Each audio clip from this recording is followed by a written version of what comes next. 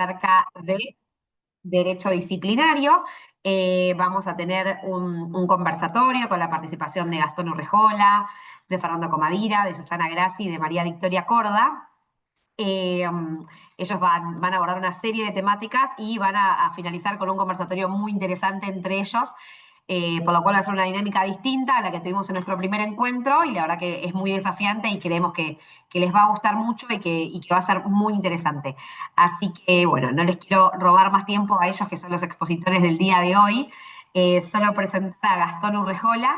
Él es abogado por la Universidad de Buenos Aires, magíster en Derecho Administrativo y en Derecho Procesal por la Universidad Austral, profesor de grado y posgrado, y también es coordinador de la primera Diplomatura Nacional en Derecho Administrativo Disciplinario por la Universidad del Museo Social Argentino. Gastón, te agradezco muchísimo y muchísimos éxitos para todos en la jornada.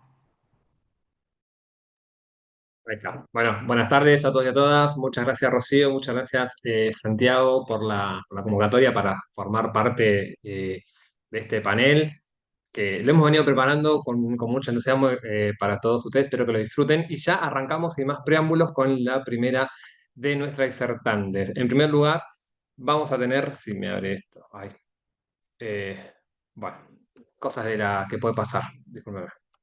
Se me fue. Bueno, nada, decir que ya me lo acuerdo. Hoy, en primer lugar, vamos a contar con la participación de la doctora Susana Grassi, que es egresada de la Universidad de Buenos Aires con diplomado de honor, es maestranda en Derecho Administrativo por la Universidad Austral y actualmente trabaja en el Superior Tribunal de Justicia de la provincia de Tierra del Fuego, Antártida e Islas del Atlántico Sur. La doctora, en esta primera parte de las jornadas, nos va a hablar de un fallo trascendental en materia de régimen disciplinario es bastante reciente, que es el fallo Flores María José. Así que Susana, muchas gracias por participar, muchas gracias por sumarte a este panel. Si tenés el tiempo en este momento, es toda tuya la jornada. Perfecto, hola, muchas gracias, saludos a todos, espero que todos se encuentren muy bien. Yo en primer lugar quiero agradecer a las autoridades del Forjat por la organización de estos encuentros y brindarme la posibilidad de ser parte, claro está, la verdad que la dedicación con la que están trabajando los chicos y el compromiso que han asumido en su gestión es digno de destacar y no quiero dejar de hacerlo. Pero yendo al tema que nos convoca, les cuento que a los fines de dar pie al conversatorio, que cuenta con dos especialistas en materia de derecho disciplinario como son Gastón Urrejola y Fernando Comadira, a Victoria y a mí nos asignaron la tarea de comentar dos fallos relevantes en la materia. Y puntualmente a mí me tocó Flores María José con Estado Nacional, Ministerio Público de la Defensa sobre Amparo Ley 16986 del 9 de febrero de 2023, como decía Gastón, es relativamente reciente. En el caso, el voto de la mayoría, integrada por los doctores Maqueda y Lorenzetti, hacen suyos los fundamentos y las conclusiones del dictamen de la Procuradora Fiscal, declarando procedente el recurso extraordinario y revocando la sentencia apelada.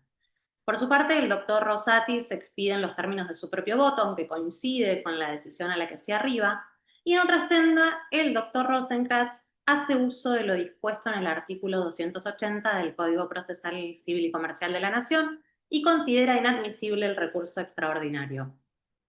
Bueno, a mi entender, la sentencia, además de versar sobre la importancia del derecho de defensa, pone en evidencia el sesgo que se genera frente al empleo público de tipo transitorio, un aspecto sobre el que voy a volver después de relatarles los hechos del caso y las consideraciones vertidas en el fallo. María José Flores fue designada en el año 2016 en forma interina, es decir, temporal, en un cargo transitoriamente vacante de auxiliar en la Curaduría número 18 del Ministerio Público de la Defensa. Un dato no menor es que su designación se produjo después de haber aprobado el examen de ingreso para el agrupamiento técnico-administrativo, es decir, que su idoneidad técnica para ocupar el puesto habría estado acreditada. La designación fue prorrogada múltiples veces y siempre se dejaba plasmado que era en reemplazo de un agente de planta permanente.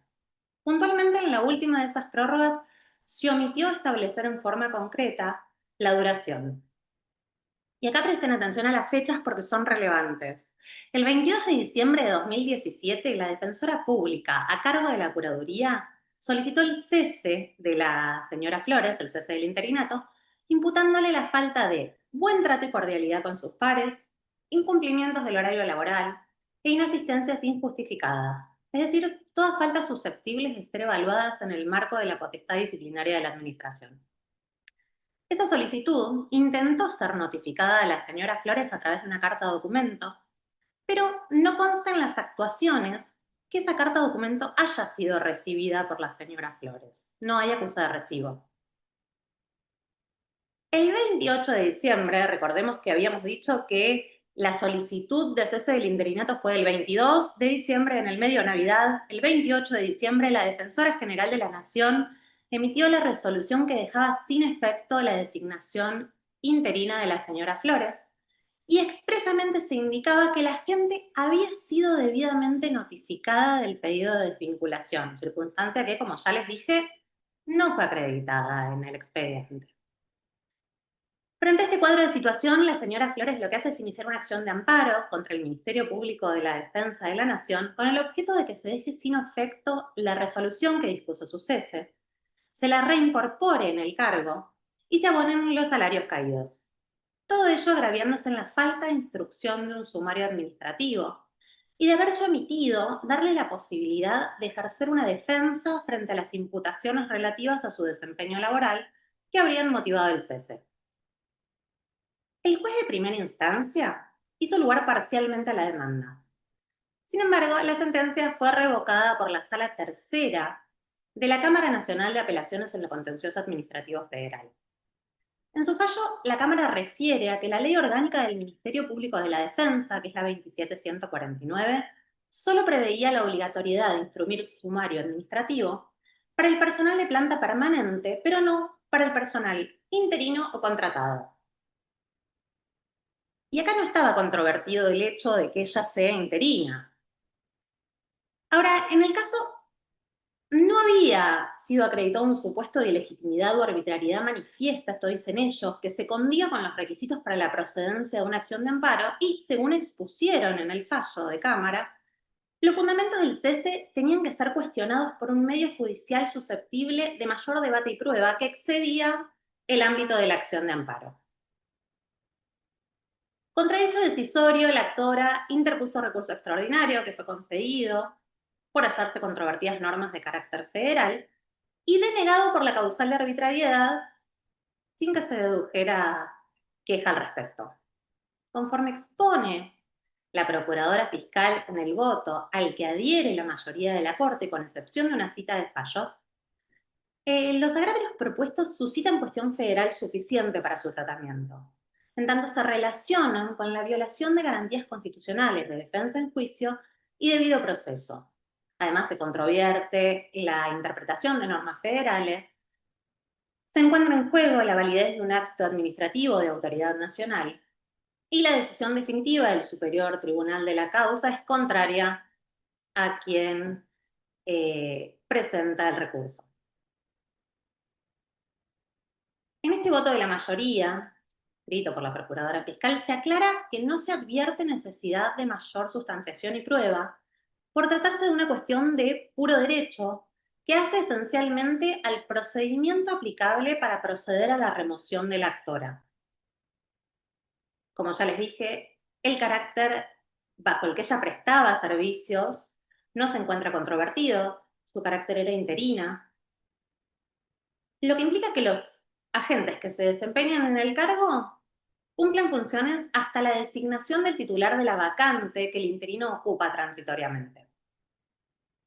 En el fallo se pone el foco en el hecho de que el acto administrativo que dispuso el cese no aludió a la falta de estabilidad en el empleo público, sino que la terminación del vínculo fue motivada por que se habrían constatado faltas de servicio de su parte, lo que torna a la resolución como de tipo disciplinaria y ajena a las consecuencias de la falta de estabilidad. En ese sentido, se resalta que, dada la naturaleza disciplinaria del acto administrativo, debió necesariamente, para su validez, ejercerse la potestad conforme al principio de legalidad, acreditarse efectivamente los cargos y darle al actor la posibilidad de ejercer su legítimo derecho de defensa con todas las garantías que ello implica. Finalmente, resaltan, y esto lo quiero citar especialmente porque la verdad que me llamó la atención, Déjenme un segundo, dice, lo contrario implicaría convalidar decisiones administrativas que proyectan sombras sobre la reputación de los funcionarios o empleados a quienes se les imputan los hechos que no han sido demostrados en forma legal, vulnerándose por esa vía garantías consagradas en la ley fundamental. En base a dichos argumentos, considera que la resolución que dispuso el cese de la señora Flores afecta el artículo 18 de la Constitución Nacional y las diversas convenciones internacionales de derechos humanos que cuentan con jerarquía constitucional y receptan el derecho a la tutela administrativa y judicial efectiva. Por otro lado, el doctor Rosati en su voto se va a abocar al examen de las causales de arbitrariedad planteadas por entender que se encuentran inescindiblemente unidas a la cuestión federal, más allá de la conducta procesal de las partes. Él pone el foco en el excesivo rigor formal y la consecuente limitación al derecho de defensa que se produce, pero producto de la sentencia de la Cámara, en tanto veda el acceso a la instancia revisora. Señala que, independientemente de la exigencia del sumario administrativo previo, que había sido descartada expresamente por la Cámara para los empleados no permanentes en base a la normativa que rige la actividad del Ministerio Público de la Defensa, sin perjuicio de ello, la gente contaba con el derecho a ser oída antes del dictado del acto administrativo en virtud de lo dispuesto por el artículo 1 de la Ley de Procedimiento Administrativo. Y esto también fue descartado por la Cámara expresamente. En ese sentido, el doctor Rosati entiende que la resolución mediante la que se desvincula a María José Flores es contraria a la normativa que resguarda el derecho a la tutela administrativa y judicial efectiva y que sujetar a la actora a un proceso de mayor debate y prueba para verificar la vulneración del derecho de defensa cuando efectivamente se está admitiendo que no hubo participación de la misma previo al dictado del acto, implica un rigorismo formal excesivo incompatible con la tutela judicial y administrativa efectiva. En definitiva, el recurso extraordinario se declaró procedente y se revocó la sentencia apelada. Y acá les digo yo, qué paradójico resulta que justamente haya sido el Ministerio Público de la Defensa el que no garantizó el derecho de defensa.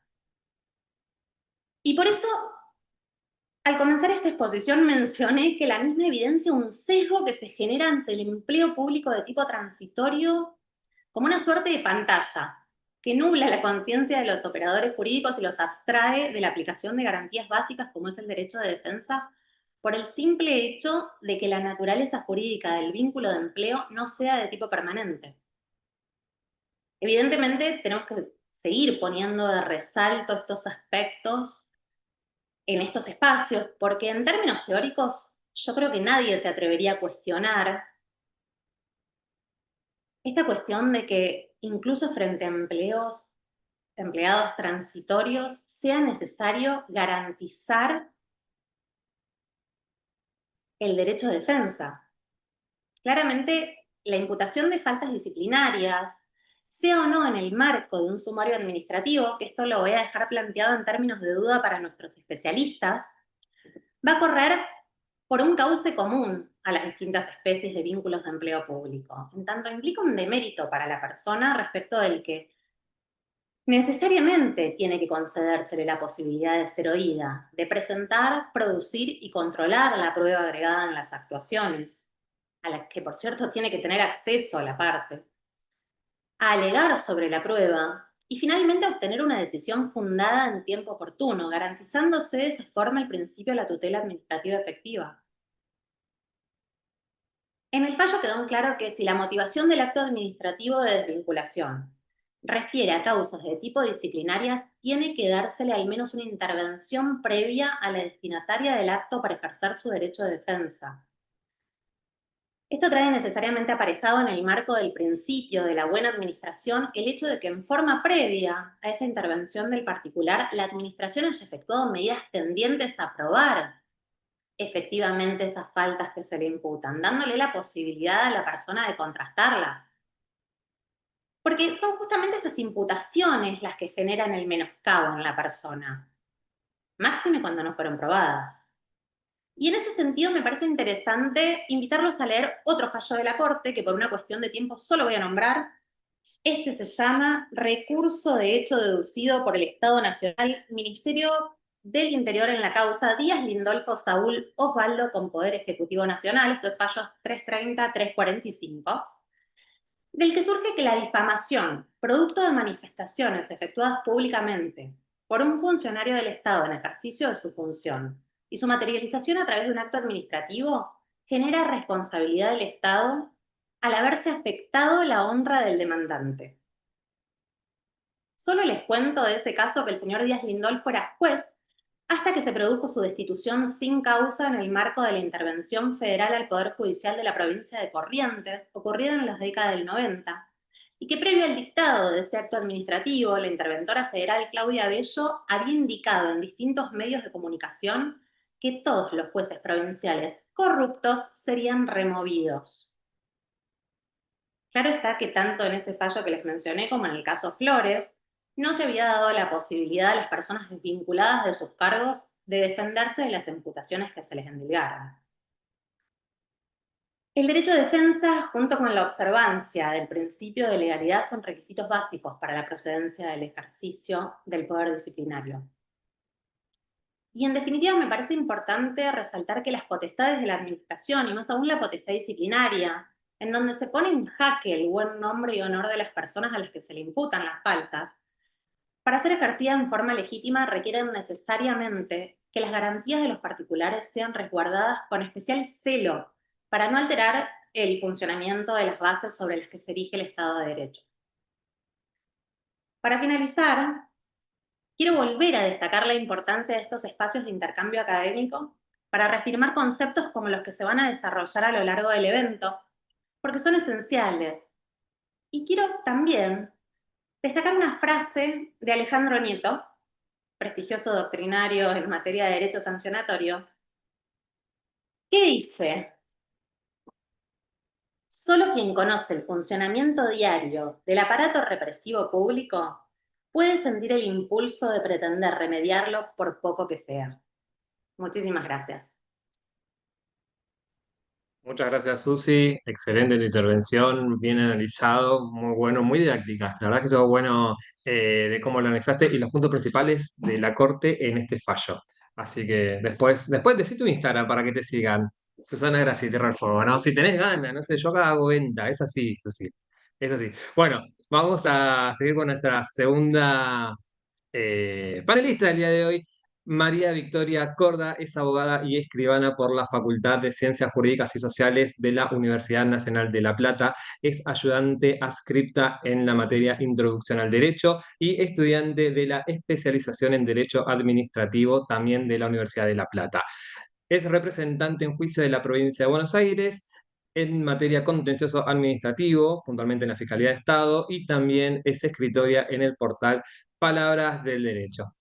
Vicky, muchísimas gracias por estar acá, por sumarte. ¿Dónde está? Acá, ahí te veo. Bueno, gracias, Listo, Gas. todo tuyo. Bueno, muchísimas gracias. Gas, vos me compartís la, la pantalla. Sí, sí, sí. Gracias. Bueno, mientras hacemos eso, también me sumo a las palabras de agradecimiento de Susi.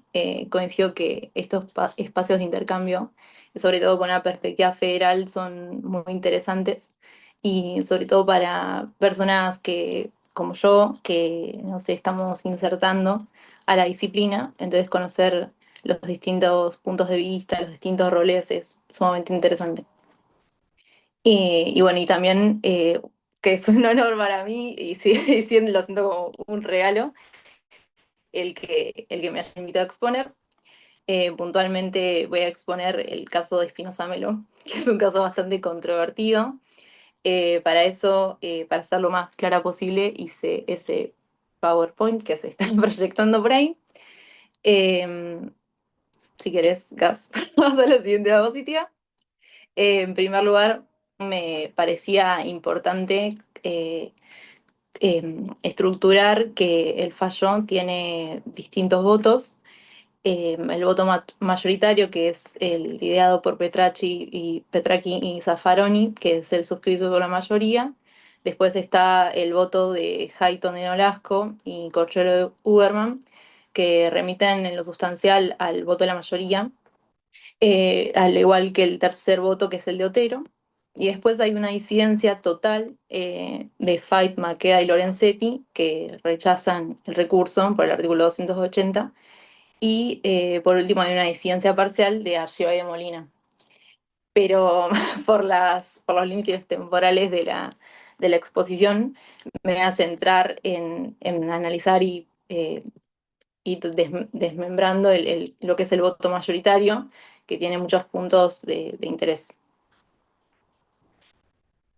Si quieres ahí pasadas. Ahí va. Bueno, en primer lugar me parecía importante preguntarnos cuál es el objeto del proceso. Si bien al momento de la inscripción del encuentro dimos los fallos, es interesante ir recordándolo juntos.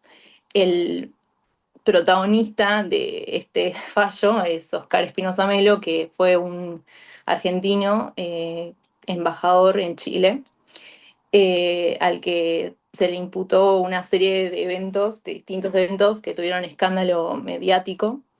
Y en primer lugar es sancionado con el retiro obligatorio, y luego con posterioridad se le impone una sanción expulsiva de exoneración, y es en este sentido que Espinosa Melo recurre a la sede judicial para plantear la nulidad.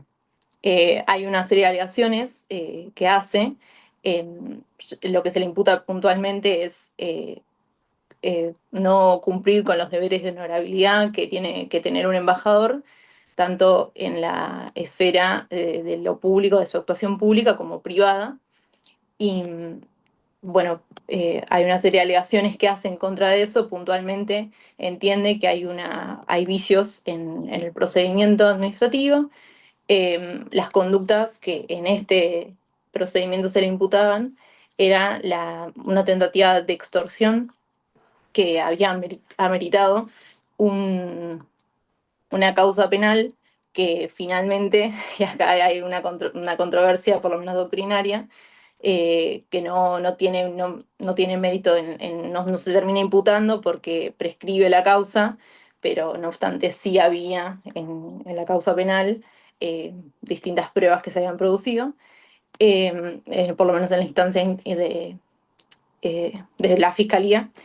Y después otros dos hechos que se le imputaban era dormir con distintas personas del sexo femenino en la embajada, en su habitación, y asistir a establecimientos nocturnos de mala reputación, que fueron dos hechos que se supieron a raíz de haber indagado al mucamo, perdón, de la embajada, y al chofer personal. En este punto lo que dice Espinosa Melo es que no solo eran dos testimonios únicos, que había otros 19 que negaban o que desconocían los hechos, y también que habían estado las preguntas hechas en tono afirmativo, entonces que eso sería irregular. Después, si querés pasar.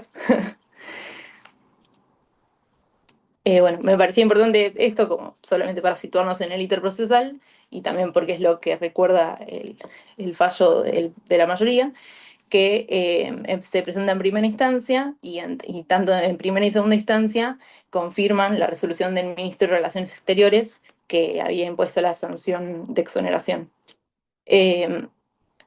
Cuando llega a la Corte, se admite el recurso extraordinario federal, por entenderse que había controvertidas ciertas cuestiones federales, como era la inteligencia de la ley 2957, que es la del servicio personal del exterior. Ahí va.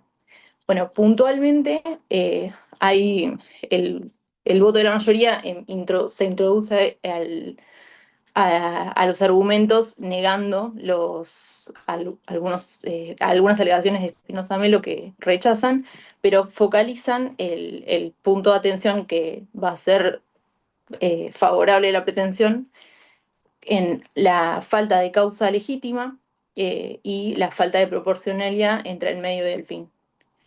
En este sentido, los antecedentes de hecho que son tenidos en cuenta y que centraliza la Corte son las conductas mantenidas en el recinto de su dormitorio, que se llevaban adelante en la residencia oficial, y las salidas a centros de mala reputación, a establecimientos de mala reputación.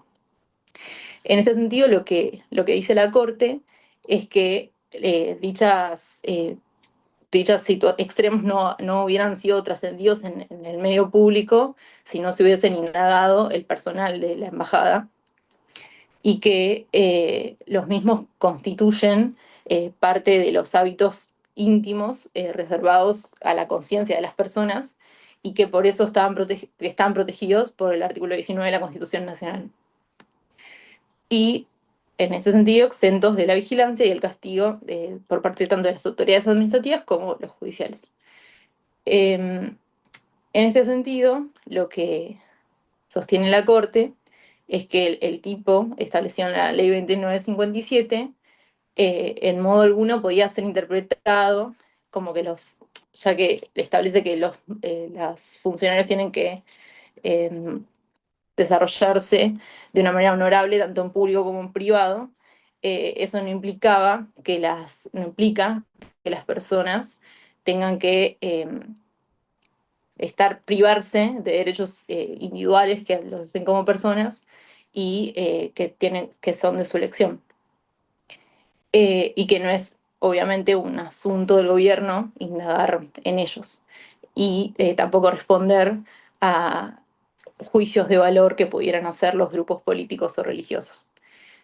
Lo mismo, ese mismo entendimiento lo extendieron a esta conducta y asistir nocturnamente a esos lugares de esparcimiento, y acá ahondan y dicen que es de una chatura entender que el artículo 19 solo protege las actividades o las cosas que uno puede hacer en el ámbito de su domicilio, sino que también esa protección se extiende a todas las conductas que se realicen en cualquier espacio fuese y uno las quisiera hacer de un modo reservado, con la intención de no exhibirse y que no tengan trascendencia pública. En este punto lo que se explica es que esas circunstancias que se le imputaban a Espinosa Melo habían partido de indagaciones al propio personal y después la propia Cancillería lo había difundido.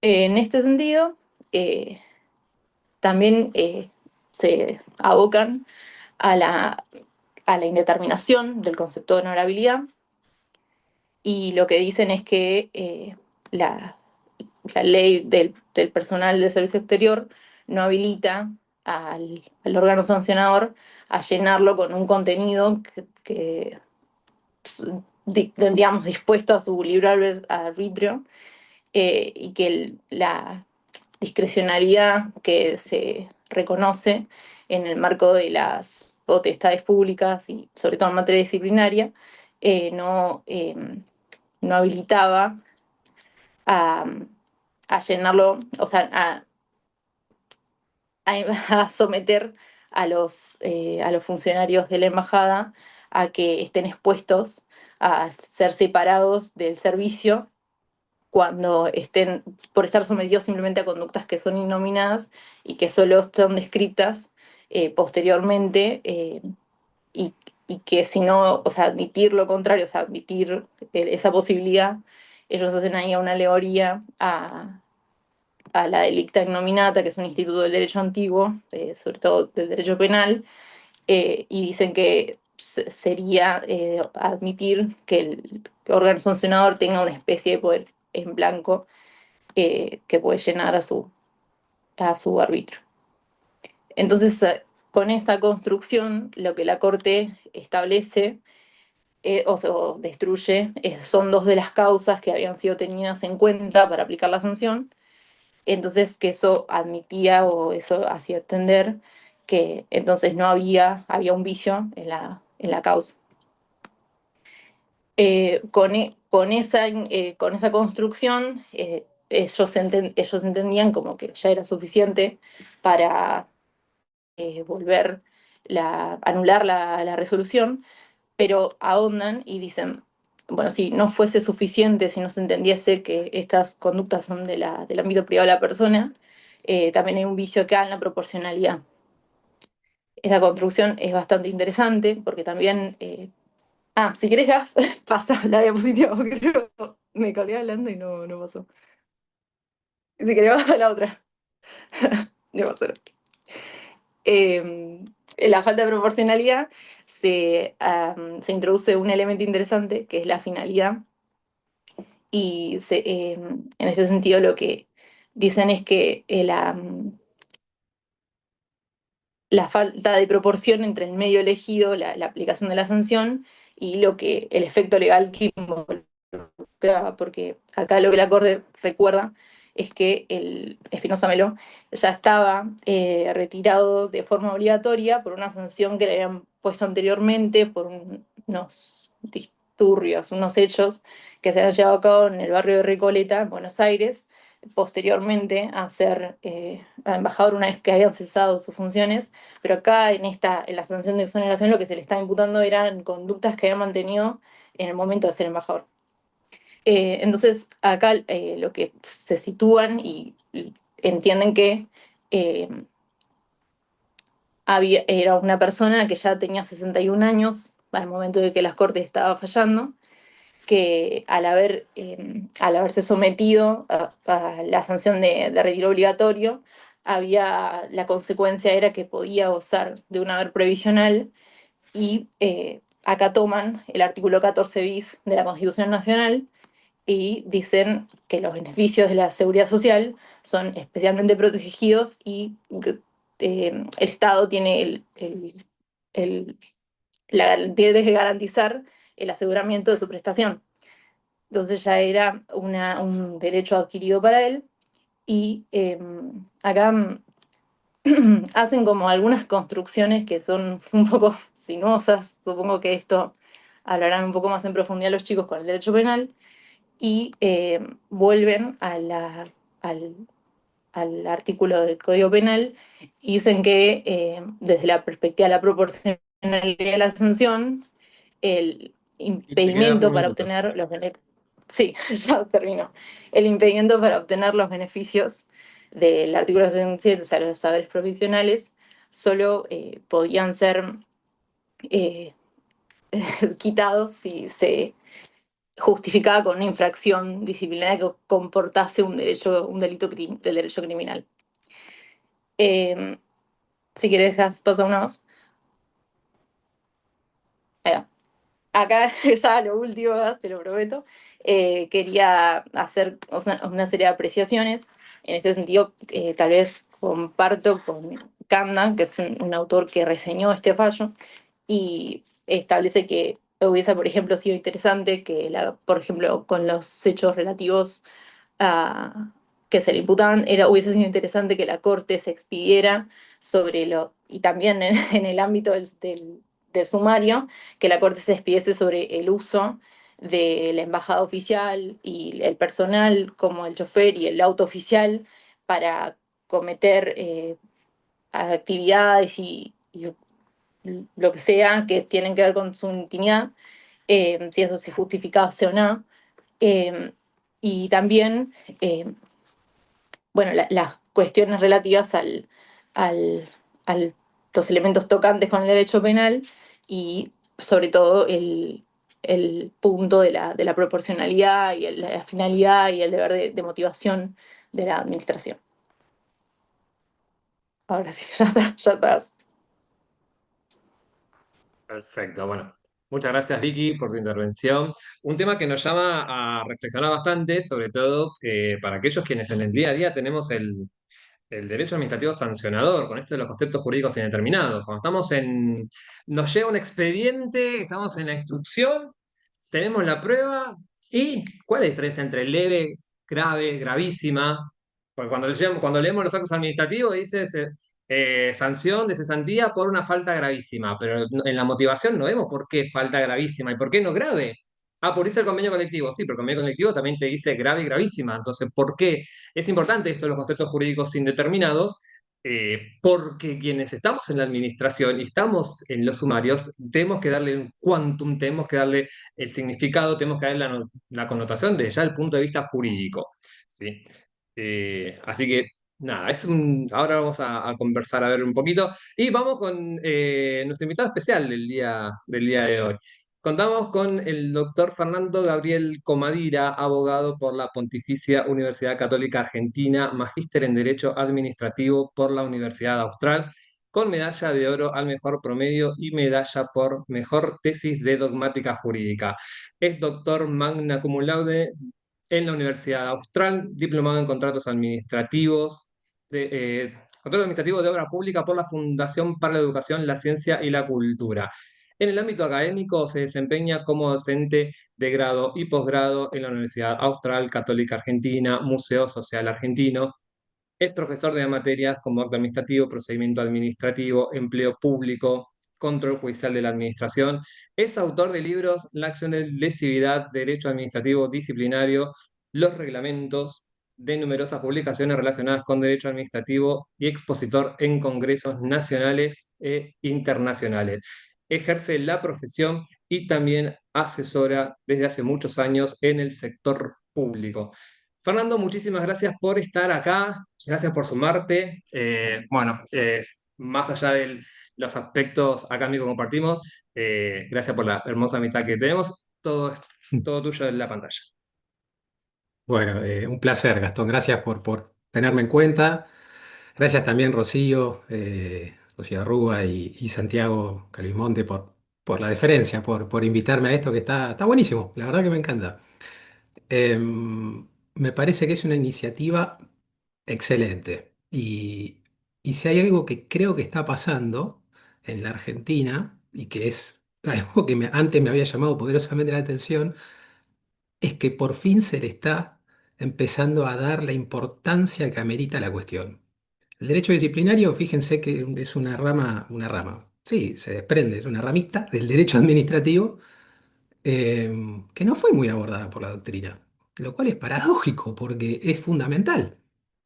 Y ahora yo también hice un PowerPoint, es un poquito más precario que el que usaron, pero bueno, ahí creo que va a quedar en claro, pero pensémoslo, ¿de qué hablamos cuando hablamos de derecho disciplinario? ¿Y por qué es tan importante? ¿Y por qué festejo esta iniciativa que tuvieron? Que ojalá sea el disparador para un montón, de actividades, ya sea en el Forjado o en cualquier otro lugar.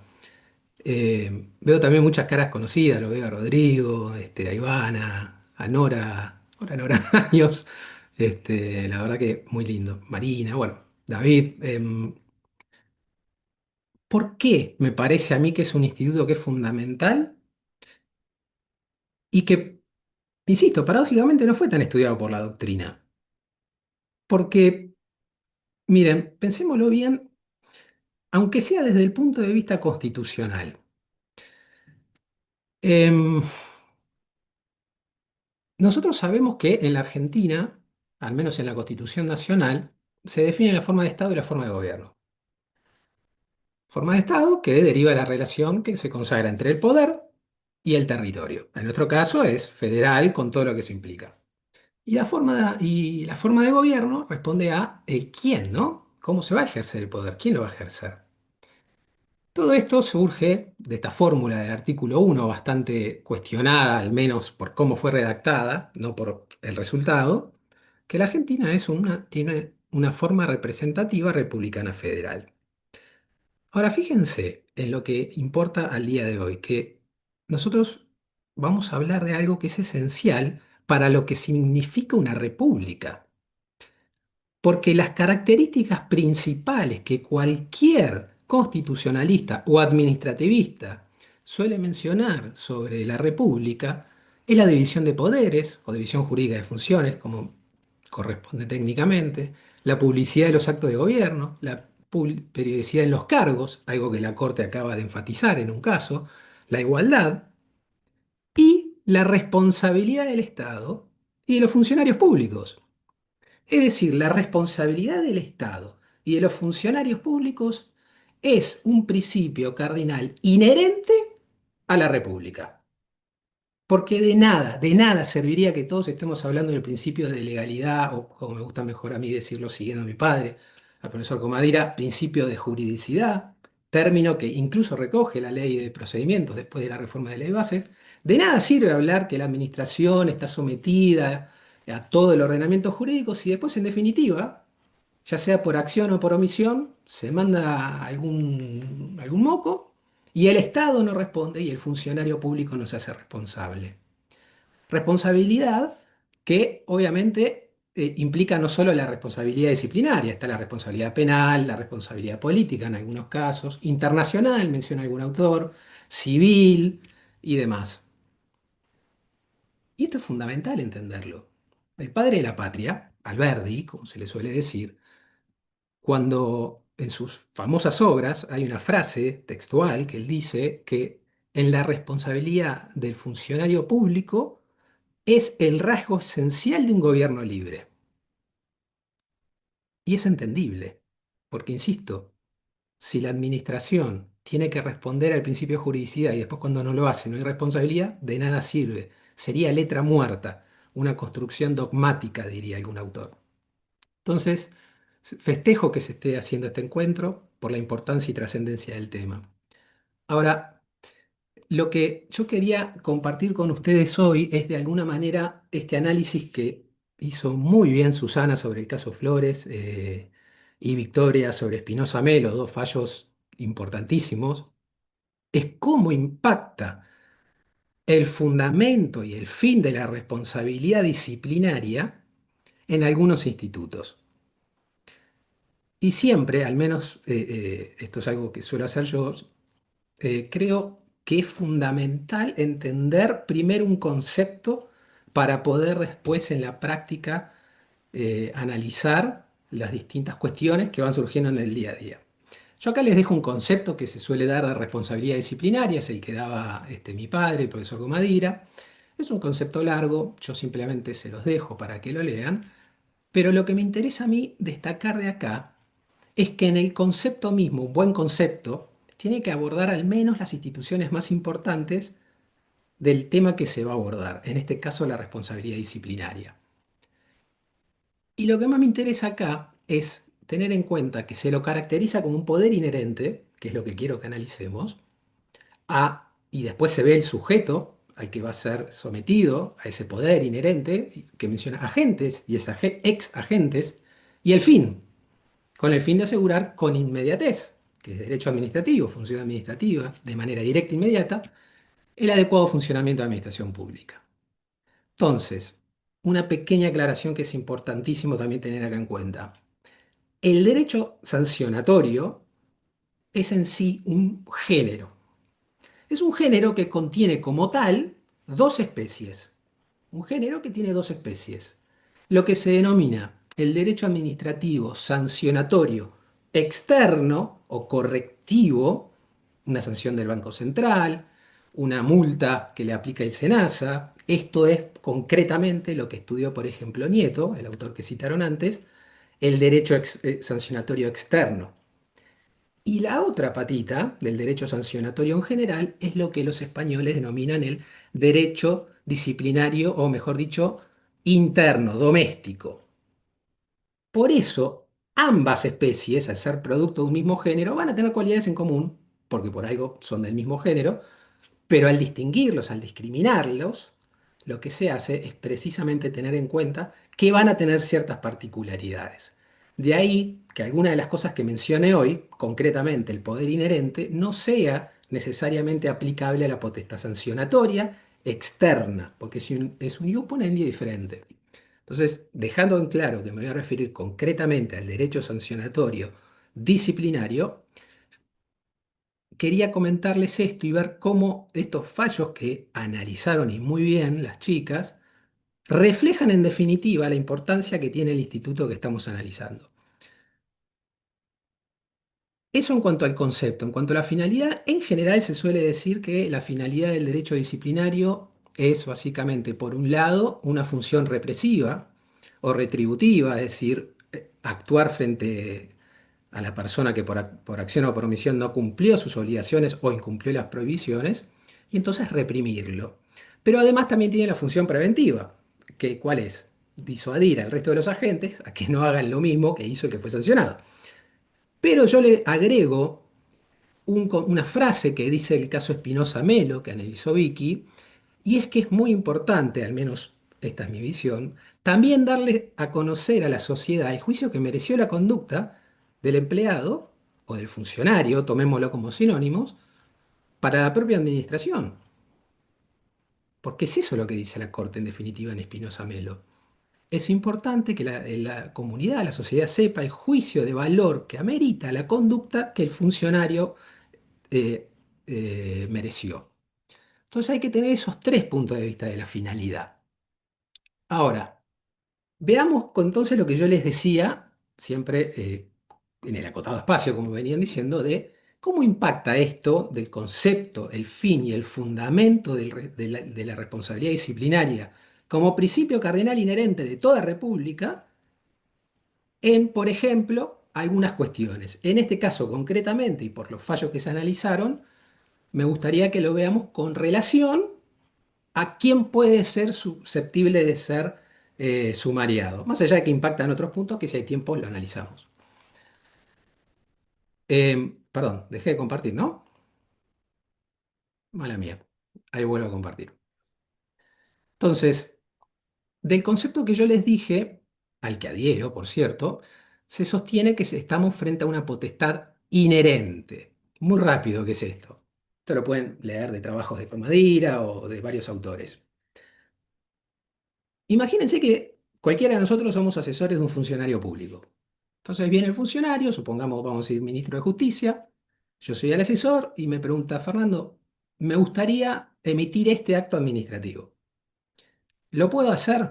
Entonces acá lo que vamos a analizar es cómo se determina el alcance de la competencia de ese órgano o ente del Estado, es decir, la competencia entendida como el conjunto de facultades y atribuciones que todo el ordenamiento jurídico le otorga al órgano. Entonces viene el ministro y me pregunta, mira, ¿puedo actuar? El criterio actual, hay otros, pero el criterio actual, y ahora les voy a decir por qué es el actual, es el que propuso el profesor Comadira, y es lo que se denomina un criterio mixto. Él sostiene que lo primero que tenemos que hacer para responder esta pregunta de si alguien puede o no actuar, en el caso sancionar a un empleado público, es obvio, es ir al texto de la norma. Si vamos al texto de la norma y la norma te dice podrás sancionar, ok, listo, puedo hacerlo. Que será en todo caso una potestad discrecional, como decía Gastón hace un ratito. Si no llega a estar en el texto expreso de la norma, se propone acudir a lo que se denomina los poderes razonablemente implícitos. ¿Qué es esto? Esto de los poderes implícitos, que lo estudia muy bien Fait en un libro que él sacó, que está bueno, es chiquitito, está bueno para leerlo, pero se refiere a la corte, no a la administración, los podemos clasificar básicamente en dos. Siguiendo a Jaspil, que fue su tesis doctoral. Él te dice, los poderes implícitos van a ser lo expresamente implícito, por un lado, y por otra parte lo implícito propiamente dicho. ¿Qué significa uno y otro? El expresamente implícito es cuando la norma, justamente de manera expresa, escrito, otorga potestades implícitas. Acá les puse el típico ejemplo, fui a la Constitución para hacerlo más claro. Lo que sucede en el caso del Congreso, atribuciones del Congreso, hacer todas las leyes y reglamentos que sean convenientes para poner en ejercicio. Este es el típico ejemplo de un poder expresamente implícito, en el que el constituyente de manera expresa le dice al Congreso, mira, todo lo que sea necesario hacerlo. Bueno, está implícito que va a poder hacer todo lo que sea necesario. La otra forma de clasificarlo es lo implícito propiamente dicho. Y acá entra en juego lo que todos conocemos que se llama paralelismo de las competencias. Ejemplo, si yo tengo una norma que dice que puedo contratar, está implícito que puedo despedir. Obviamente, si yo contrato por medio de una forma, como es un concurso, voy a poder despedir por otro principio del derecho que se llama paralelismo de las formas, siguiendo también un procedimiento reglado, que sería en el caso nuestro el sumario. Y después tenemos los poderes inherentes, como última categoría a la que se puede acudir. Los poderes inherentes son básicamente los que se suelen denominar en Estados Unidos resulting powers, que es básicamente lo que hace a la esencia del órgano, a su propia subsistencia, y que como tal no requiere estar expresa o implícitamente enunciado en una norma. Hay un montón de ejemplos de poderes inherentes que la misma Corte reconoce.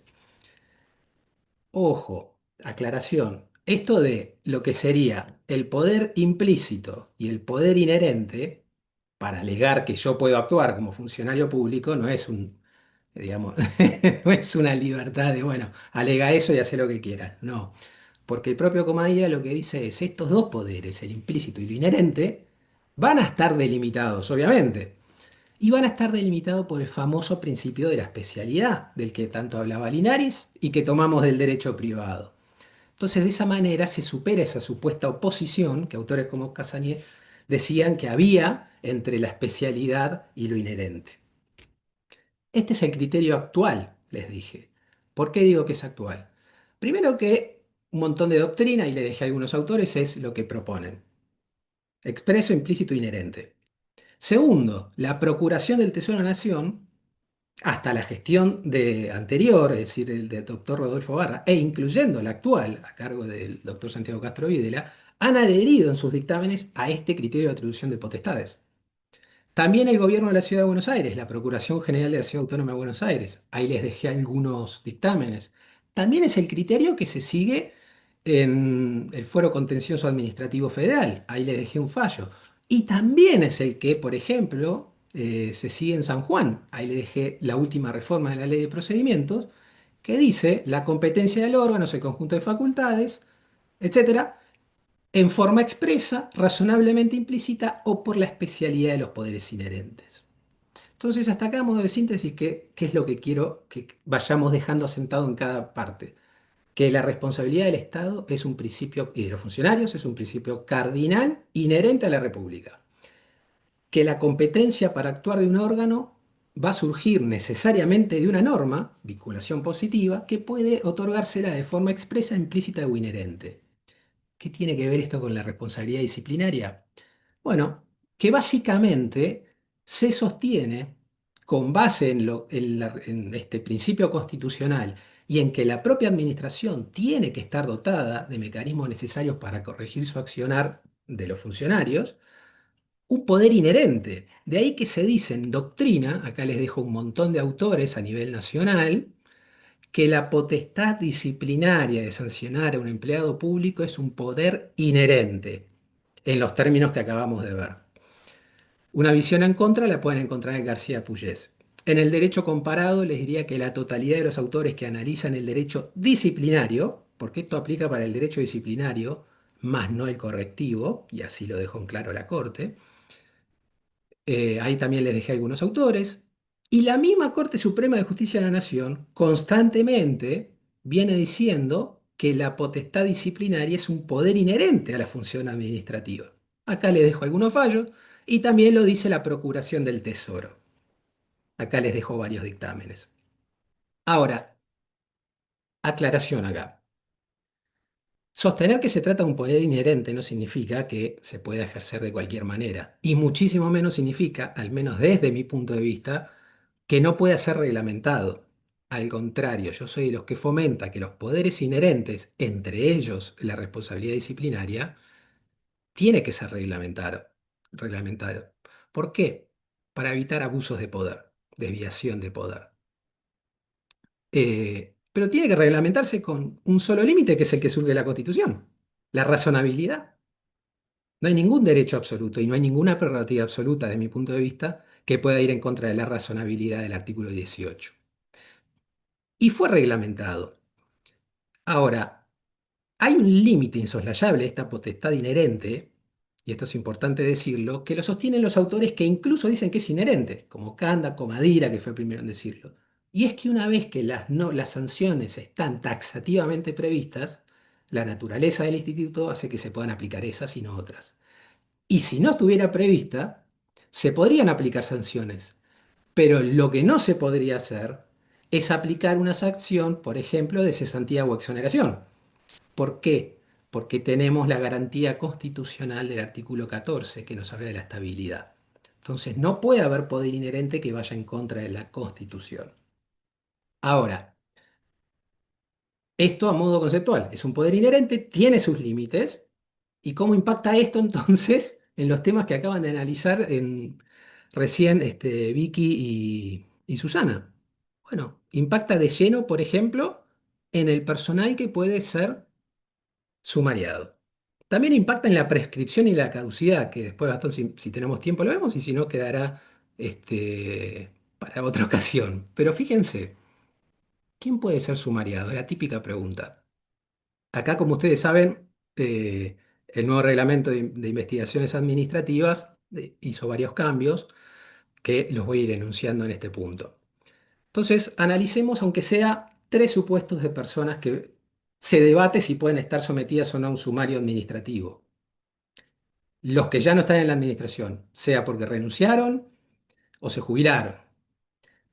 Los funcionarios políticos y el personal contratado o transitorio. Solo esos tres el día de hoy. Tengamos en cuenta entonces y partamos de los conceptos y ahora los bajamos a la práctica. La responsabilidad disciplinaria, instituto cardenal inherente de la República, hacia un gobierno libre, dice Alberdi. Los órganos actúan a través de poderes expresos, implícitos e inherentes, definidos por la especialidad, y en el caso del derecho disciplinario, que tanto la Corte, doctrina y la Procuración sostienen que es inherente, se ejerce con el límite de decir que si está previsto no podés más que esto, y si no está previsto no podés romper el vínculo porque te lo garantiza la Constitución Nacional. Bajemos esto a la práctica. ¿Quién puede ser sumariado? Y acá nos metemos con los agentes públicos, agentes, funcionarios, un tema que Gastón estudió muy bien, que en definitiva se los voy a tomar como sinónimos. Pensemos en los que renunciaron o se jubilaron. En doctrina, perdón la precariedad de PowerPoint, pero en doctrina fíjense que la cuestión, al principio, de manera tradicional, autores como Bielsa, Díez, Manuel María Díez me refiero, Fiorini, Villegas, Avilbaso dijeron, mira, si renunciaste o si te jubilaste, no podés ser sumariado. Después la doctrina, y acá les dejo un montón de autores, dicen, no, no pasa, es independientemente de si perteneces o no a los cuadros activos de la administración, como se suele decir, vas a poder ser sumariado. La procuración es un criterio tradicional que viene sosteniendo, la procuración de la ciudad también, acá le dejo algunos dictámenes, y acá viene lo interesante del fallo que venían convietando de Espinosa Melo, porque tradicionalmente, fíjense que la Corte de Magallanes dijo no. La existencia del vínculo es necesario. Caso Magallanes, año 61. Después vino el fuero contencioso administrativo. En el caso Musa, dio vuelta la tortilla y dijo, no, también se puede. Y después vino Espinosa Melo. Este caso, que es divertido, interesante, polémico, como decía Vicky, porque claramente a Espinosa le gustaba, como decía el Bambino Veira. Me acuerdo que una vez le preguntaron, y le gusta tanto la noche que al día le pondría un toldo. Y lo mismo le pasaba a Espinosa Melo, por eso lo que pasó. Pero en el caso Espinosa Melo, fíjense que bien dijo Vicky que lo que había pasado era primero se le hizo un sumario y se lo pasó a retiro, es decir, ya dejó de pertenecer. Y después se le hizo un nuevo sumario, por todo esto que acabamos de mencionar, y ahí se lo declaró cesante. Es decir, en definitiva, la Corte termina de alguna manera diciendo que incluso por más que ya no estés en los cuadros de administración, también puede ser sancionado. Después vemos cómo se instrumenta ese tipo de sanción, si se instrumenta o no, pero que queda sentada en el legajo, eso es seguro. Entonces fíjense cómo todos estos conceptos impactan y tienen favorable acogida en doctrina, jurisprudencia administrativa, como se le dice a los dictámenes, y creo yo también de Espinosa Melo, caso que analizaron. Veamos el caso de los funcionarios políticos, asesores, ministros, subsecretarios. Presidente no, claro está, porque le corresponde juicio político, lo dice la Constitución. Ahora, insisto, siempre partiendo de la base que es inherente a la administración sancionar a sus empleados, con las limitaciones que vimos. Bueno, la doctrina, todos esos autores que ven ahí, dice que sí, que se puede sancionar, o mejor dicho, sumariar, vamos a usar la palabra sumariar, a un funcionario político. asesores, planta de gabinete, me refiero también, ¿eh? En contra, Mahmoud, pero él se refiere más que nada al régimen de la Policía Federal. La Procuración del Tesoro también lo sostuvo, a modo excepcional, pero no importa, lo admite. Ahí les dejo algunos dictámenes. En la ciudad de Buenos Aires también se admitió. Y si uno lo piensa un poco más y trata de buscar normas que nos den alguna directriz de si se puede o no aplicar una sanción disciplinaria, vayamos a la Ley de Ética Pública, el artículo octavo. Y es más, si lo quieren hacer bajar un poco más a la realidad cotidiana nuestra, vayamos a la Ley de Procedimientos Administrativos. Vayamos, por ejemplo, al amparo por mora. Cuando se hace un amparo por mora, ¿a quién se le intima y se le aplica los astreintes? Al funcionario público. Y si vamos al 29 de la Ley de Procedimientos, incluso tras la reforma de la Ley de Bases, también dice que va a ser responsable disciplinariamente. Y en general, el órgano llamado a resolver suele estar ocupado por una persona que es un funcionario político. Y es más, me atrevo a decir más, con la reforma de la Ley de Bases, el artículo primero bis, inciso G, apartado 5, al igual que el reglamento en el 65 ter, te dice que si el funcionario a cargo del expediente recibe un recurso y lo tiene que elevar al jerárquico, sería el caso del recurso de reconsideración que lleva el subsidio el jerárquico, y no lo eleva en el plazo de 5 días, expresamente dice que va a generar una falta grave. Tenemos entonces la configuración de una nueva falta en el marco de la ley. Y esa falta grave es el funcionario que tiene que resolver. Y ese funcionario suele ser un ministro o un subsecretario. Y esa falta tiene la naturaleza, como dice Perrino en un trabajo reciente cuando analiza los recursos, de sanción disciplinaria. Entonces creo yo que todo esto lleva a pensar que también los funcionarios políticos, y tiene sentido, ¿por qué? Porque es una potestad inherente del Poder Ejecutivo. Tercer punto, ¿qué pasa con los contratados y el personal transitorio? Bueno, también la doctrina está dividida. En algún sector al principio te decía que no, ejemplo, repito, y el resto de la doctrina, yo menciono simplemente algunos, hay muchos más. Los invito a leer el libro de disciplinario, guiño. Pero García Puyelle, Guizamón, Castelli, un montón de autores te dicen, sí, claro, el personal contratado también. Esto llevó a un hermoso debate en la Procuración del Tesoro de la Nación, que todos ustedes seguro lo conocen. Y es el siguiente. Tradicionalmente la Procuración del Tesoro de la Nación que decía, no, el personal contratado no, porque la ley de empleo público te dice que ese tipo de personas, por ejemplo el artículo 9, va a estar sometido al régimen que eventualmente se sanciona. Entonces decía, como no se sancionó ese régimen, no se le va a aplicar el procedimiento disciplinario, le hace el sumario. Ok. Después vino Balbín. ¿Y Balbín qué dijo? Dijo, no, esa norma es directamente operativa. No podemos excluir a los funcionarios, en este caso contratados, o con una designación transitoria de ese régimen disciplinario general. Es directamente operativa. ¿Lo dijo en qué dictamen? En el 300-206. Entonces, acá hubo un cambio rotundo de 360 grados en la postura de la 180 grados de la Procuración del Tesoro de la Nación. Que además, después la Procuración del Tesoro dictó esta resolución, que es un reglamento, que es el 121-2018, que en el artículo segundo, para disipar cualquier duda y no tener que estar sacando un dictamen cada vez que le preguntan, bueno, emitió un acto de alcance general diciendo, bueno, a partir de ahora tengan en cuenta lo que nosotros dijimos en el dictamen, literalmente, 300-206. En cuanto reconoce, es decir, estás reconociendo. No es lo mismo reconocer que atribuir. El poder inherente se reconoce. Reconoce la potestad de investigación de la administración pública al personal sin estabilidad. Planta transitoria, contratados y personal de gabinete. Y fíjense lo que decía la PIA.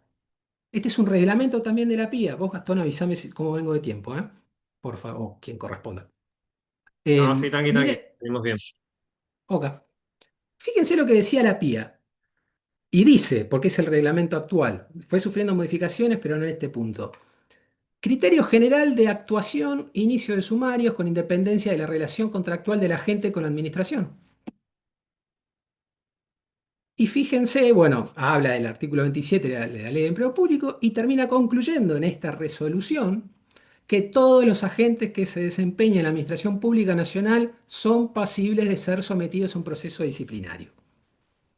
Tenemos hasta ahora entonces que tanto los que ya no están en los cuadros de administración por renuncia o porque se han jubilado, los funcionarios políticos, y en este caso el personal transitorio y contratado, para la doctrina, para la jurisprudencia administrativa y de acuerdo también con ciertas normas son susceptibles de ser sumariados. ¿Y qué dijo la jurisprudencia? Flores, el caso que analizó al principio Susana. Estábamos ante un caso de una persona que tenía una designación transitoria. Y la Corte, después de todo lo que pasó, que lo explicó muy bien quedó clarísimo. Era una persona de planta transitoria. Le achacaste un mal comportamiento, le tendrías que haber hecho un sumario. ¿Por qué? Porque como mencionó ella, se trataba de una potestad disciplinaria. Y una potestad disciplinaria a un personal transitorio. Clarísimo, me parece que es. Entonces hoy todo empuja a sostener que cualquiera sea el escalafón y la forma laboral o el vínculo laboral que tengas con la administración, vas a estar sometido a un sumario administrativo disciplinario. Al menos, según la doctrina, la jurisprudencia, los criterios de la PTN. El personal de lo que vendría a ser, que se rige por la ley de contrato de trabajo, es una cuestión un poquitito más polémica, porque está exceptuada en principio general en el ámbito de la ley de empleo público. Y acá la Procuración tiene dos dictámenes que habría que ver, como los vería hoy, en el que hablaba primero de la Superintendencia de Riesgo del Trabajo y segundo de la Superintendencia Administradora de Fondos de Jubilaciones y Pensiones. Ese personal está sometido, según ese régimen de cada uno de ellos, a la ley de contrato de trabajo. Entonces, cuando le preguntan a la Procuración, che, ¿corresponde que le hagamos un sumario administrativo? Básicamente, la Procuración dice, el personal de la superintendencia se rige por la legislación laboral. Por lo tanto, no está habilitada la competencia de la Dirección Nacional de Sumarios e Investigaciones, porque son de aplicación las disposiciones relativas al despido por la Ley de Contrato de Trabajo. Entonces, en definitiva, acá la Procuración, en este dictamen, que tiene ya sus cuantos años, y en el medio pasó de todo, dijo que no. Si adelantamos el tiempo y nos vamos al nuevo RIA, entonces, miren lo que dice, primer párrafo. Y acá creo que se despejan todas las dudas. El reglamento, el RIA, se aplica al personal comprendido en la Ley de Empleo Público, así como a todo agente de la Administración Pública Nacional, cualquiera sea la naturaleza del vínculo que carezca de un régimen especial, etc. De ahí que a mi modo de ver, toda esta evolución normativa, doctrinaria, jurisprudencial, no hace más que ratificar que el personal susceptible de ser sumariado puede ser un planta permanente, transitorio, puede ser también un contratado, puede ser un funcionario político, y esto tiene sentido. ¿Por qué? Porque es una potestad inherente de la administración. ¿Y por qué es inherente de la administración? Porque es necesario para que exista la administración. ¿Y por qué es necesario también? Porque surge de uno de los principios elementales de toda república, la responsabilidad disciplinaria del funcionario público. ¿Impacta esto también, Gastón? No sé si sigo o ya con esto querés que quede por finalizado. Tenemos 10 minutos más y después dejamos 5 Ah, minutos por si alguien quiere contar algo. ok. Bueno, entonces por arriba, yo la tiro. La tiro y Dale. después lo conversamos. Pero el sostener entonces que es un poder inherente, que se basa en la Constitución y demás, no solo justifica lo que resolvió la Corte en el caso Flores y en el caso Espinosa Melo, que analizó Susana y Vicky, sino que también justifica un montón de institutos, sobre todo dos que son fundamentales para el procedimiento disciplinario: la caducidad y la prescripción de la acción disciplinaria.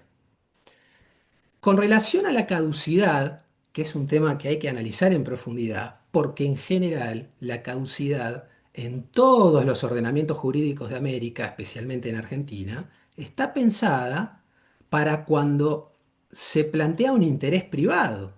Yo quiero poner mesitas de mi barcito en la vereda, le pido a la administración si me autoriza, Si yo no insto el procedimiento, ¿qué va a hacer la administración?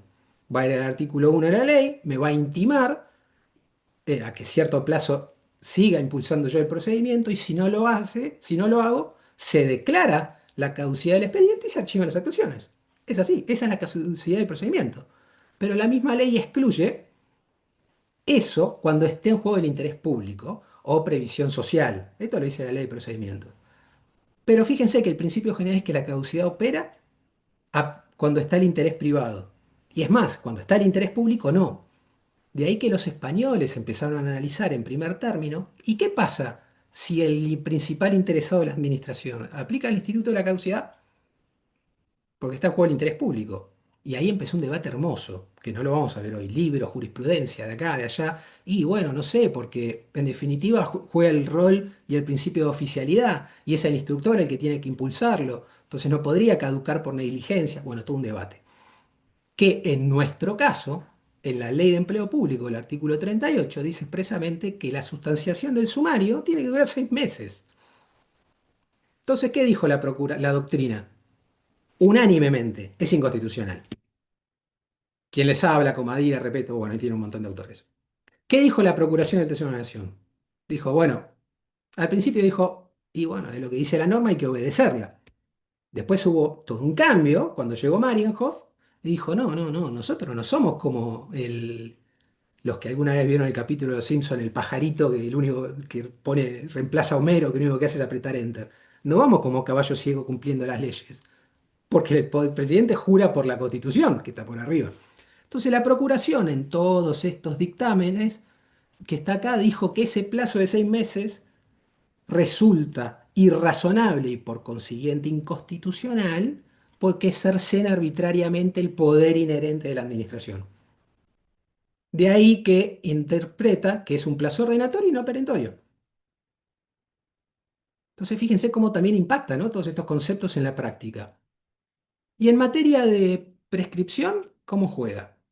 Bueno, en materia de prescripción disciplinaria, antes de la ley de bases, acá también se los dejo a algún interesado a ver qué análisis puede hacer, antes de la ley de bases se establecían estos 3 plazos de acuerdo con el tipo de sanción. A diferencia de la ciudad y otros regímenes, donde cualquiera sea la macana que te mandaste, hay un solo plazo, en nación, a partir de la ley de empleo público, antes en el régimen jurídico básico se distinguía, era todo un mismo plazo, pero con la ley de empleo público se dice, no, pará, suspensión 6 meses y no prescribe. Desde cometido el hecho, no es un tema menor. Cesantía 1 año, exoneración 2. Ante esta norma, la Procuración del Tesoro dijo, bueno, como de antemano yo no sé qué tipo de sanción le va a corresponder a la gente que eventualmente sea reprochable, porque se investiga el hecho, no a la persona, como no sé de antemano, voy a aplicar de antemano el mayor plazo, que es el de 2, porque yo no sé si voy a sancionar y en caso de sancionar, qué sanción le corresponde. Entonces, como no sé, voy a aplicar el plazo de 2 e inicia las actuaciones. De ahí que el instructor no se expide sobre la prescripción.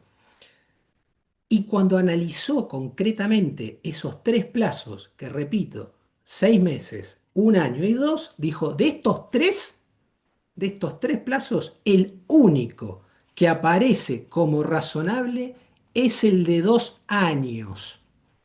Motivo por el cual el plazo de 6 meses y 1 año es inconstitucional y no lo aplica. Esa es la postura de la Procuración. Ahora, acá les dejo concretamente más dictámenes. La exiguidad de los plazos de prescripción, entonces corresponde abstenerse de aplicar la norma. Otro debate es ese.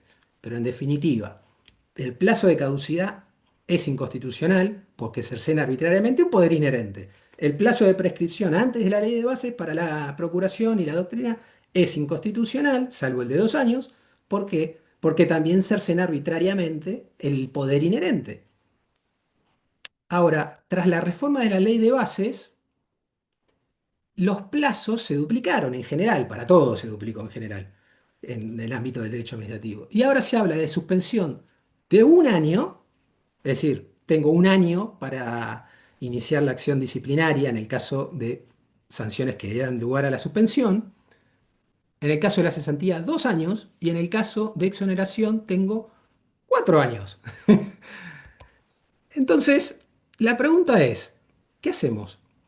Todavía no se expidió la procuración, me consta, pero ¿qué hacemos con este punto? Porque, en definitiva, si uno aplica de manera ultraactiva, por decir una forma, ¿no? de encarar la cuestión. Esperen que no estoy encontrando Iba acá. a decir, se te fue Sí, el PowerPoint. Ahí está. ahí está, sí, toqué algo. 3 minutos, Fer. Ah, ya terminé. Pero mirá, la procuración, recuerden, antes de la ley de bases dijo expresamente que de 6 meses, un año y dos, el único razonable era el de dos. Todos los demás eran inconstitucionales. Tras la sanción de la ley de bases, que modificó, entre otras normas, la ley de empleo público, seguimos teniendo un plazo menor al de 2 años, que es el único constitucional para la procuración. Ni Barra ni el actual procurador se expidieron. Creo que nos tendríamos que preguntar cuál va a ser el criterio. Si va a reiterar esta doctrina en la que va a ser inconstitucional entonces el plazo de un año, o va a ser un nuevo análisis en el que va a salvar la constitucionalidad. Em, Nada, son un montón de temas que creo que se derivan del concepto y fin de la responsabilidad disciplinaria y que encuadran perfectamente en el análisis que hicieron Susana y Vicky de los fallos que antes mencionaron. Nada más, era un par de ideas que quería comentarles. Bueno, perfecto, Fer, muy, muy claro, como siempre. Bueno, yo siempre te escucho, pero creo que también el resto comparte esto. Bueno, abrimos tenemos unos minutos. Muchas gracias por quedarse hasta el final. Así que pregunten. Bueno, eso a las autoridades del Forjal. Esa pregunta para Rocío por el tema de la grabación. Yo ahí no me puedo meter, no es competencia mía. ¿Alguna pregunta para Fernando? ¿Alguna curiosidad que tengan? Sí, quería hacerle una pregunta al doctor Comadira. Sí, Nora, por supuesto, adelante. ¿Qué pasa cuando el órgano administrativo dicta una cesantía fundada en una norma expresa, pero que establece la sanción sobre la base de un concepto jurídico indeterminado, como vos decías, un concepto muy amplio, parecido, por ejemplo, al tema de la honorabilidad que hablaba en el caso de Espinosa Melo? Por ejemplo, el caso de la indignidad policial. Digamos, si él considera que estos casos se relacionan con el control judicial de facultades discrecionales, ¿no? De la necesidad en esos casos de exigir al órgano administrativo mayor motivación, si él considera eso en estos casos. En cuanto al control judicial, ¿no? Del ejercicio de esas facultades discrecionales, de cómo completar esos conceptos tan amplios, tan vagos, que por ejemplo tiene la ley 5.688 del gobierno de la ciudad de la ciudad de Buenos Aires en materia de actuación Policía. policial. Sí. Sí, Nora, bueno, primero, un placer volver a verte. Espero que estés bien. Vamos a responder. O intentar responder. Quizás entre todos podemos encontrar y acercarnos a una respuesta que, te aviso, es subjetiva porque es mía. Pero yo creo que acá lo que, también, de vuelta, hay que ir a los conceptos. Indignidad, o antes, ¿no? Lo que antes se llamaba la ley de empleo público, pérdida de confianza y esos conceptos. ¿Qué engloban en sí mismo? La habilitación de una actividad preponderantemente discrecional o un concepto jurídico indeterminado. Superado ese primer valladar, que además dentro del concepto jurídico indeterminado tenemos dos vertientes, Nora. Tenés una vertiente originaria en Alemania que te dice el concepto jurídico indeterminado, al igual que en Francia, quita y anula la discrecionalidad. Es decir, hay una única solución justa, diría Dworkin. Hay una sola opción. Para eso nació el concepto jurídico indeterminado en Alemania. Pero después vino como otra corriente un poquito más flexible y te dijo, no es aniquilar la discrecionalidad, sino reducirla. Entonces, partiendo de esos dos conceptos, eso te va a llevar a dos respuestas distintas. Porque si vos que considerás que indignidad, pérdida de la confianza y demás, es abarca un concepto discrecional como oferta más conveniente, el juez lo único que puede analizar es la razonabilidad de la medida. Es decir, contrastar el acto de sanción con la razonabilidad, proporcionalidad, que en su momento analizó Vicky también en el PowerPoint, en sus tres subprincipios. Y ahí no puede sustituir, solamente anular. Ahora, si vos lo encuadrás del lado de un concepto jurídico indeterminado, en el que hay una única respuesta válida, bueno, ahí lo va a determinar en primera instancia la administración. Y después en el control judicial va a ser el juez el que va a determinar si la indignidad aplica al caso o no. Y ahí va a poder anular e incluso sustituir. Esas son las dos visiones que va a depender, como ves, del funcionario a cargo y de cómo lo interprete el juez. Porque en definitiva, este tema de la discrecionalidad o no fue durante mucho tiempo la vedette de los procesos contenciosos. Acordate de que, por ejemplo, en la provincia de Buenos Aires, en el ex Código Varela, la actividad discrecional no era controlable. Entonces, yo creo que hay que enfocarlo desde ese punto de vista, si es o no un concepto jurídico indeterminado. Si lo vas por ese lado, entonces el juez puede anular y en todo caso reemplazar a la administración. Si lo ves por el otro lado, puede solamente anular. Gracias. No sé si fui claro y te contesté, Nora. Sí, Bueno, sí. Muchas gracias. Ok. Un placer. eh, bueno, a ver, tenemos espacio para una pregunta más, Francisco, ya que levantaste la mano.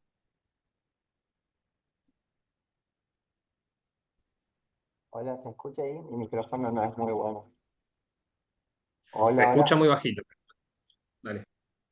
A ver, ¿ahí se escucha mejor? Bien, la pregunta justo venía a colación con el último tema que tocó el doctor. Que estoy yo acá mientras que escucho trabajo un poco y no pude, quizás me perdí la respuesta a mi propia pregunta. Pero sería en el tema de la prescripción de las acciones disciplinarias en otros regímenes, como por ejemplo el juicio académico de las universidades nacionales. Cuando no está previsto en el estatuto de la universidad el plazo de prescripción, iríamos a los plazos que vimos ahora de la ley base, por ejemplo, en subsidio. Bueno, primero, hola Francisco, un placer conocerte. Es muy buena la pregunta, a punto tal que la Procuración del Tesoro analizó el tema. No en el caso concreto del régimen que vos me decís, pero sí lo hizo en su momento en Cancillería. Acá está Rodrigo Lagüen, que es un especialista en el tema, pero la Procuración cuando le preguntan, che, mirá, no tenemos un plazo de prescripción en nuestro régimen. La Procuración del Tesoro emitió un dictamen en el que dijo, obviamente no puede haber una sanción disciplinaria imprescriptible, es una locura, porque entonces lo está comparando con un delito de lesa humanidad. Pero lo que tampoco podés hacer es lo que había sugerido el abogado de jurídicos en ese entonces, aplicar el Código Procesal Penal, porque no tiene nada que ver con el derecho penal, el derecho disciplinario. Se aplican matizadamente los principios, pero son bienes jurídicos tutelados completamente distintos, y esto ya es, digamos, sabido.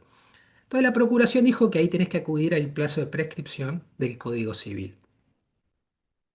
Después, yo lo puedo buscar, lo tengo por acá, ese dictamen, no me lo acuerdo de memoria el número, eh, pero en definitiva lo que propuso la Procuración en ese caso concreto es, ante ausencia de un plazo de prescripción, no corresponde acudir a los cuerpos procesales penales, sino en todo caso al Código Civil por analogía, que era lo que dijo la Corte en Los Lagos hace ya N cantidad de años. Después yo hablo con Gastón, les puedo pasar el PowerPoint y ese dictamen especialmente para vos, Francisco. No. Ahí salvaste, Fer, una pregunta que han hecho en el chat por el PowerPoint. Así que listo. Si eso se los podés compartir, yo me encargo de hacérselo llegar. Acuérdense, por favor, quienes necesiten un certificado, en el chat está el Google Forms. Ahí se anotan y después desde Forjad ADA les hacemos llegar el certificado. ¿Sí? Bueno, creo que, no sé, Fer, si estás para una pregunta más y cerramos. Si vos querés, si tenés ganas de contar, yo sé si te conozco, vas a decir que sí, pero por eso te digo yo una pregunta más. Vos a mí la pregunta no. No, yo no. Ah, no, porque lo No, que vos me vas. Sí, lo que. Yo tiro de estoy hueso. estoy a A vuestro mí me gustan las servicio. sangres, lo que pasa es que yo tiro y tiro. Es así. Estoy para lo que. Hágase de mí según tu voluntad. ¿Alguna pregunta más? ¿Alguien quiere aprovechar el doctor Comadira que lo tenemos acá? Nada, cerramos a la una, cerramos a las dos. O se entendió todo, o no se entendió nada. Estaríamos 2 horas más. Sí. Oh, ya está, es muy lunes, ya están pensando en la Sí. cena. Sí. Bueno, nada, sí, la idea de ya era hablar un poco con vos, pero obviamente por un tema de tiempo quedará para otra jornada. Directamente empezamos a debatir algunos tópicos del derecho disciplinario, si les interesa y demás. Pero bueno, muchas gracias, Fer, por estar acá, gracias por sumarte, gracias por compartir todos estos. Sabemos que sos un experto en el tema. Y aprovechamos para comentarles que acá sacaron un nuevo libro que no tiene que ver con derecho disciplinario, pero se llama Los Reglamentos, que es parte de su tesis doctoral, no, es la tesis doctoral de Fernando, así que nada, está recién salido, se los recomiendo. Y si quieren el link de compra, Gracias. díganme, me siguen por redes sociales y se los paso. O sea, solamente lo brindo porque es amigo mío, o sea, no es que me quedo nada de ahí, o sea, es con todo el cariño, Fer, así que excelente y felicitaciones por Gracias. este nuevo gran logro académico. Bueno, por mi Gracias, parte, amigo. muchas gracias Rocío, muchas gracias Santi por la convocatoria, gracias Susi, gracias Vicky por donde estás por allá, gracias Fer, gracias a todos, gracias a todas, que tengan una excelente semana, acuérdense de anotarse por el certificado y nos encontramos por redes sociales y nos vemos en el próximo encuentro del Forjado. Chau. Chao. Gracias por todo. Un placer. Nos vemos.